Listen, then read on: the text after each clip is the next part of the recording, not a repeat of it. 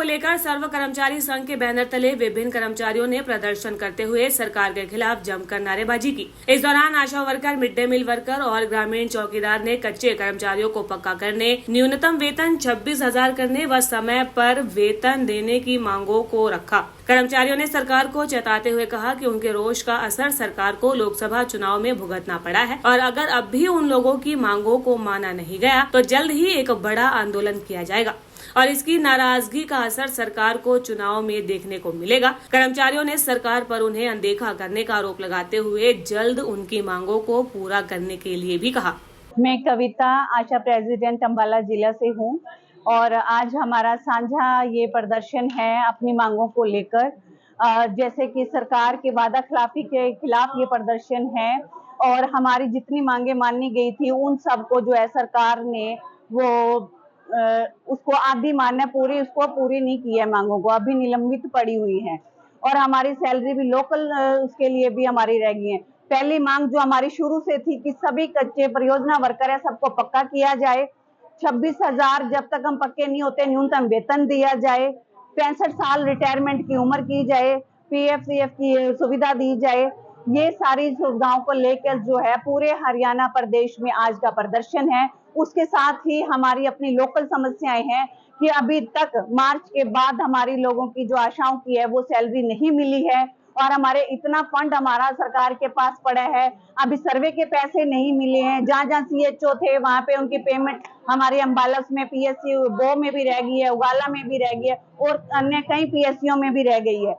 तो उसका भी हम लोकल अपनी मांगों का भी मांग पत्र देंगे आज डीसी महोदय को और अपनी जल्दी से जल्दी अपनी उसका समाधान करेंगे। नहीं तो ये सरकार आपको पता है अपनी वादा खिलाफी करती है, इसके खिलाफ जो अब ये मोर्चा लगा है कि अभी भी सुधर जाओ, परियोजना वर्कर को, कच्चे कर्मचारियों को इतना भी शोषण मत करो कि पहले आप वादा करते हो और उसके बाद आप लोग अपने वादे पे पूरे नहीं उतरते हो, आशा की पेमेंट में कटौती करते हो।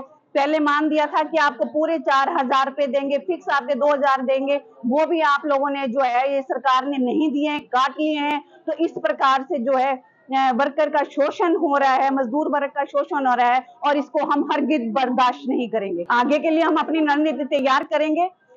अभी आप पिछले इलेक्शन में देख चुके हैं कि क्या हुआ है, आगे के लिए उनको चेतावनी है कि आप सुधर जाओ, जनता के काम के लिए आपको रखा गया है तो जनता के काम करो, जनता की सुनवाई करो, नहीं तो फिर आप लोगों का रिजल्ट आप लोगों को खुद पता है। हमें देखो लगभग बार बार वेतन के लिए कभी डीसी ऑफिस कभी डीओ ऑफिस यहाँ अपनी गुहार लगानी पड़ती है। 5-5 महीने से हमें वेतन नहीं मिल रहा, सभी परेशान है लेडीज और कभी और अभी भी कभी किसी के अकाउंट में आया है पैसा, कभी किसी के अकाउंट में नहीं आया पैसा।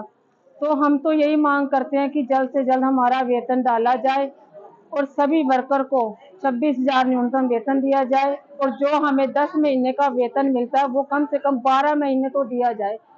अगर हमसे काम पूरा सरकार ले रही है तो क्यों हमारे साथ ऐसा शोषण कर रही है सरकार, क्यों नहीं हमें 12 महीने का वेतन लागू कर रही। और क्या कहते हैं अब पिछला जो हुआ है प्रदर्शन, यहाँ पे भी आए हम अधिकारियों के पास, हमने मांग की अपने वेतन के लिए, तो बार बार हमें यही कहा जाता है कि नहीं आपका वेतन आ जाएगा, आज आ जाएगा, कल आ जाएगा। तो हम तो यही गुजारिश करते हैं कि देखो लोकसभा में बीजेपी को हार हुई है, आगे भी विधानसभा में अगर वो हमारी बातें स्वीकार नहीं करते तो आगे भी वो हारेगी। अगर हमारी ये बात मानते नहीं है, अगर 12 महीने का वेतन नहीं देते और 26,000 न्यूनतम वेतन नहीं देते और सभी कच्चे कर्मचारियों को पक्का नहीं किया जाता तो आगे हम और लड़ेंगे।